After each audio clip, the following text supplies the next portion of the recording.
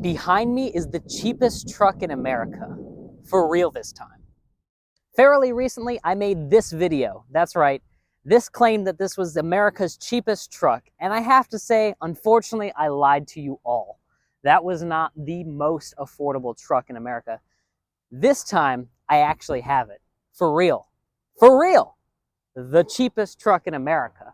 Now, when I say truck, this does not have a frame like your traditional truck. This is a unibody chassis. It's designed to compete with the Hyundai Santa Cruz and the Honda Ridgeline. So you can see where technically that was the cheapest truck. But even inside that, that was not the cheapest package. And even this one is not the cheapest package you can get in a Maverick. So I do have to apologize. There's just so much inventory and I can't get to the absolute cheapest truck. I just don't have it. But this is as close as we can get. Talking about the front end style on the Maverick is an interesting conversation because this isn't fully a truck and it isn't an SUV. It definitely isn't a car. So what is it? Well, I think a good way to be honest about this is the Australian Ute inside of the American market. You see, there's this vehicle called a Ute in Australia and it's pretty cool. It is a car-based truck and they use it all the time. Some of them have advanced all-wheel drive systems and lift kits and people love them. It's where the Subaru Baja came from in the mid-2000s. But this is something all new because it's cheap. See, over in Australia, the Ute is kind of a specialty vehicle. It's like a truck. If you have one, you're cool. I can't say that you're super cool because you have a Maverick. Now, it's cool you have one because they're rare and they're hard to get. But they're not expensive. And they're not crazy uniquely different. But they are America's cheapest truck. So what does it mean for this to be a truck? Well, it can tow a little bit, it can haul a good amount, and it gets really great fuel economy. This vehicle comes basic with a hybrid powertrain, which gives you 40 miles per gallon combined city and highway. This is not that because this is a commercial application. That's why they ordered this with the 2-liter turbo. It's a more tried and true powertrain in their opinion, and they wanted to make sure that their maintenance cost was potentially kept down. So, going over the front end style, this does come with LED headlights, standard from the factory, even in this basic XL work truck. They are reflector beam. There is a incandescent turn signal right in the middle, and there is an LED daytime running light on the higher trim level. However, this is not that. This is the basic work truck, as you can tell.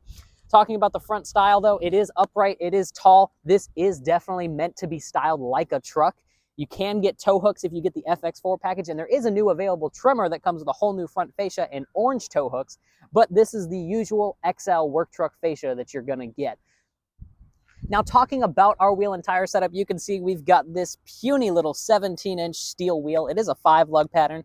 Don't worry, there is a hubcap. It's just not installed because I haven't had this vehicle PDI'd, but it is riding on a surprisingly decent tire. This is a Continental Pro Contact TX, which is honestly maybe too expensive for how cheap this truck is.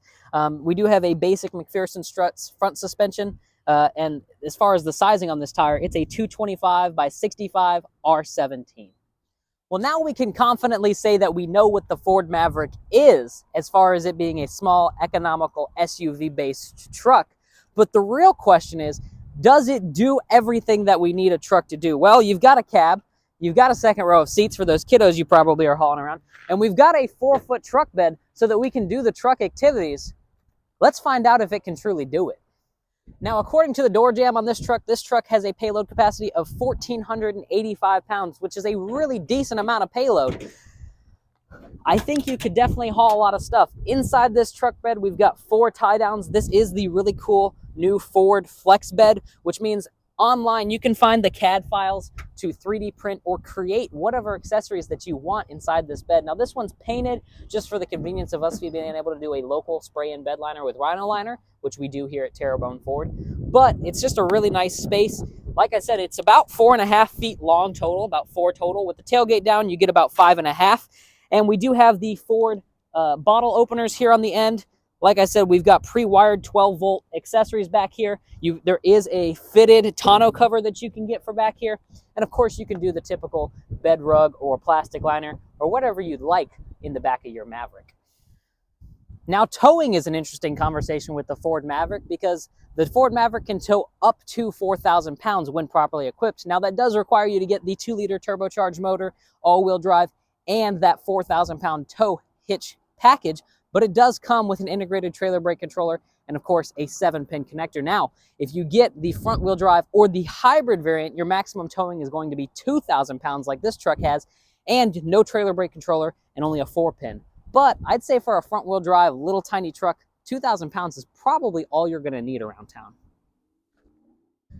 So obviously this is the no frills kind of work truck version of this truck, but overall, what do you guys think of the stylistic changes? I think this truck has a really unique road presence in the fact that when you see it in person, it's the size of a small SUV, like a Bronco Sport or like an Escape, the sister vehicles that this vehicle is built on.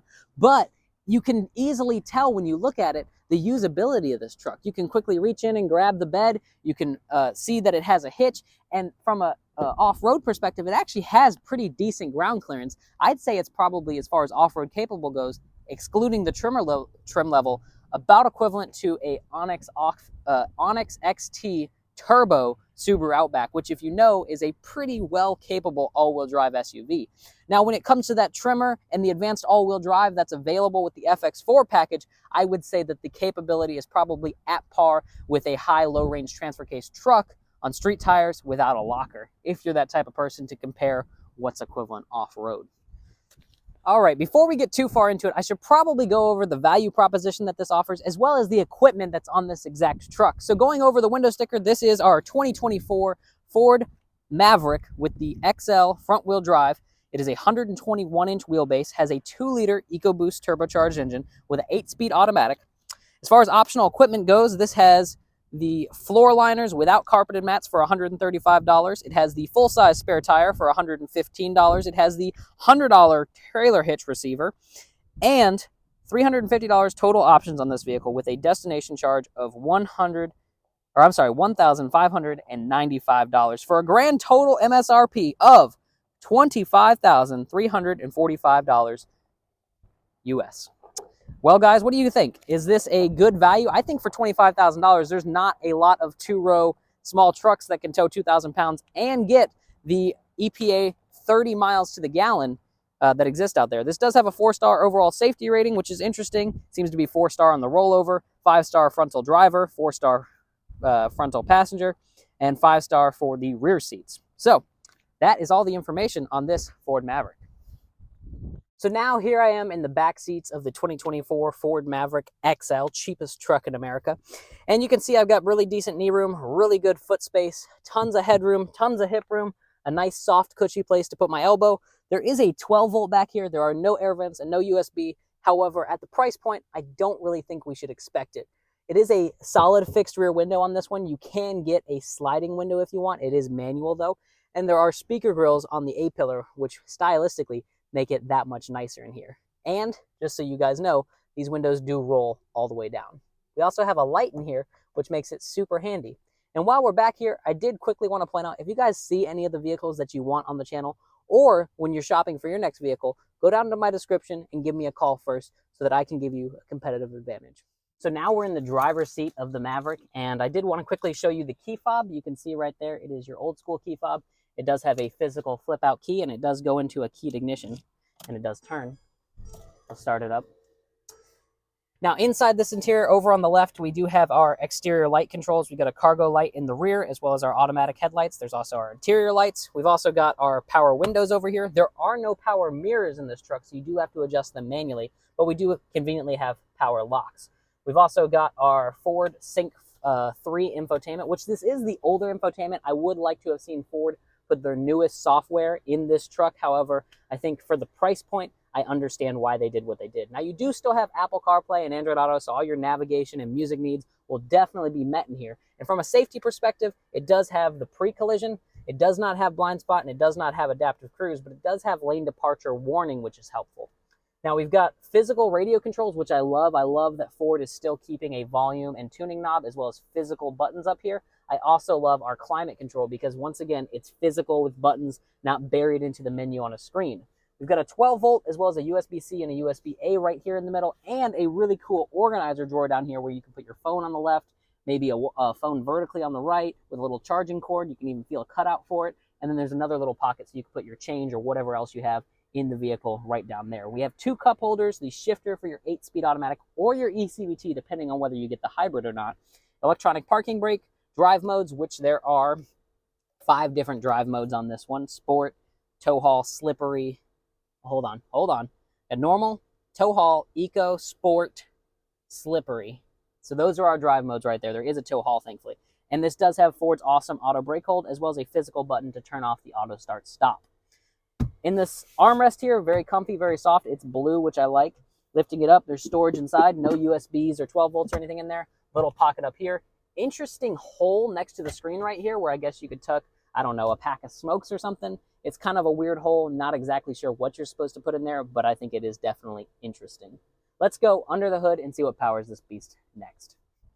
Okay, guys, so here we are underneath the hood of the cheapest truck in America, and this is our 2-liter turbocharged EcoBoost motor. Makes about 250 horsepower, 277 pound-feet of torque, and this motor is always going to be paired with that 8-speed automatic. Now, when you get the hybrid, that is a 2.5-liter Atkinson cycle gas motor paired with an electric ECVT, which powers just the front wheels. Now, when you get this 2-liter turbo, it opens up the option of all-wheel drive, which also opens you up to the maximum 4,000 pounds of towing. That's what this motor is, and it's a great powertrain. It's been in the Escape, it's been in the Bronco Sport, it's been in the Fusion, so many vehicles that you don't have to worry about reliability. Now, when it comes to maintenance items in here, I like when you look at the headlight bezels, they're mounted very high and prominently, and you can see where your actual bulbs plug in, which this is a full LED reflector, so you're not really going to be changing the bulbs, you are going to be changing the assembly, but it's good to know that it's mounted high with all the bolts and wiring exposed, that if you needed to change it, you could. We've got a small coolant reservoir in this corner, as well as a wiper fluid reservoir. Oil is right on top, right in the middle, along with your coil packs. Air intake box over here for your air filter, a battery, a small fuse box, and your brake fluid. So everything is nice and easy to get to and maintain on the cheapest truck in America. Well, guys, what do you think? This is the actual cheapest truck in America. Hopefully, I've redeemed myself for lying to you all with this absurd thumbnail that I made. It is pretty cool, though, right? But that's what it is. What do you think down in the comments? Would you guys buy this truck at its price? Would you get the hybrid? Would you get all-wheel drive? What trim level would you get, since there is 3 of them? And what do you think of the new trimmer? Is it worth it, or do you think it's kind of a sham because it's not truthfully a trimmer? What do you guys think? Leave it down in the comments. Let me know. And if you've liked this video, please make sure to go physically like the like button down in the bottom. And of course, if you're liking the channel, make sure to subscribe, because we are going to end up turning into a big YouTube channel. I'm planning on making a lot more content, a lot more high quality content, just like this right here. So make sure you subscribe and hit the notifications bell so that you get notified as we grow together. And with that being said, thank you guys so much for watching the video, and I hope you have an amazing day. Now, for all of you late video lighting nerds, this is my blooper version of going around and showing you guys the lighting on this vehicle. So here we go. Let's first go start it up so the headlights actually work. Don't know if you guys know this, but on a lot of modern vehicles, the headlights don't actually work unless the ignition is on, like in the vehicle's running. So turning the headlights on. There we go. And you can see our low beam there. And let's get our high beam going. There we go. There we go. Kind of a weird stock. And there's your high beam. So, late video lighting nerds, what do you think of the lights on the Ford Maverick? Do you like them? Do you hate them? Do you want them on your car? Let's see if we can build a swap kit for you. Well, guys, thanks for watching for real this time. I love you guys. Thanks. I hope you're really enjoying the content. And have an amazing, blessed, awesome day. Yeah.